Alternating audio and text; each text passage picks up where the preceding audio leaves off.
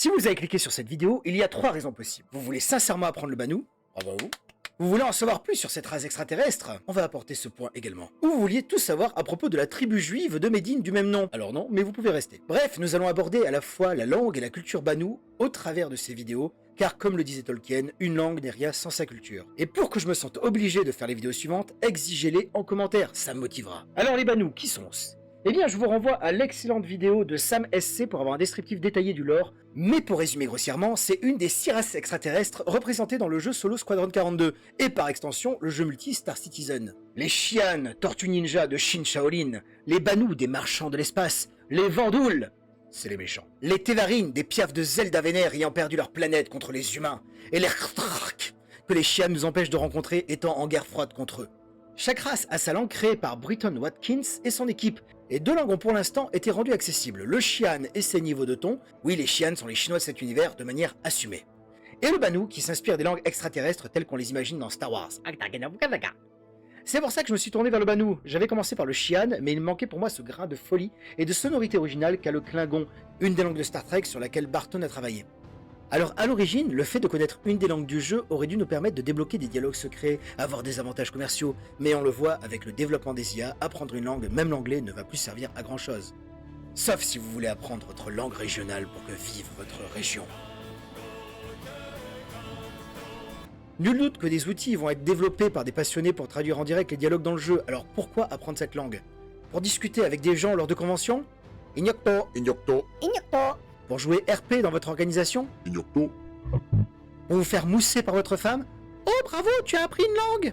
Mais si elle est comme la mienne, elle ajoutera: mais une langue qui sert à rien! Mais qu'est-ce que l'utilité face à la culture, au beau et au fun? Vous seul pouvez répondre à cette question. Le Banou est donc la langue que j'ai choisi d'apprendre pour le fun et que je désire vous partager ici. À cette heure, je la baragouine et je manque énormément de vocabulaire, et j'admets sans vergogne que c'est faire ces vidéos qui va me motiver à apprendre également. Par contre, ne croyez pas que vous allez en retenir les subtilités juste en me visionnant, il faut pratiquer. Perso, je suis sur un Discord de Xenolanguage où il y a un coin pour les francophones. Passez y faire un tour. Alors, une dernière chose avant de commencer, les Banous sont hermaphrodites. Par exemple, lors d'une relation, ils vont choisir qui porte l'enfant et trouvent notre manière de faire trop contraignante. De fait, ils n'ont pas de genre dans leur langage. Ils parlent en épicène pour reprendre l'expression consacrée.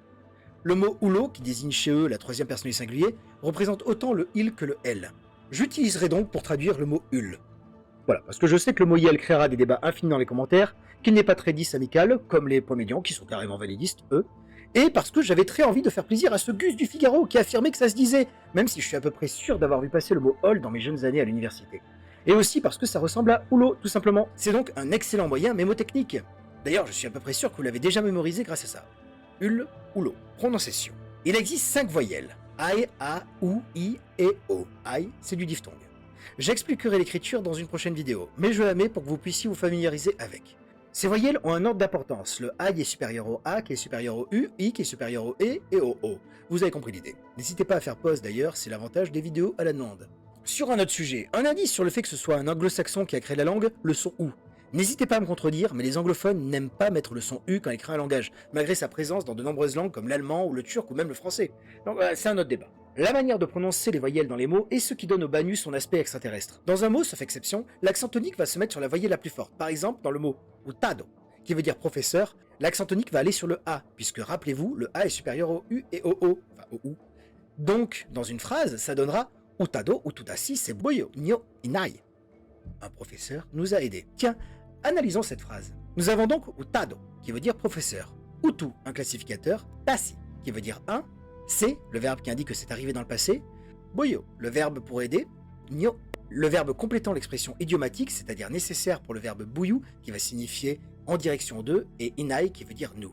Pour expression idiomatique, ça veut juste dire qu'il faut tous les mots pour que ça ait un sens, comme l'expression cul-de-sac. Ou c'est pareil, cul-de-sac, ça donne un sens différent. Vous avez remarqué que j'ai dit beaucoup de fois le mot verbe, c'est normal. La langue Banou raffole des verbes.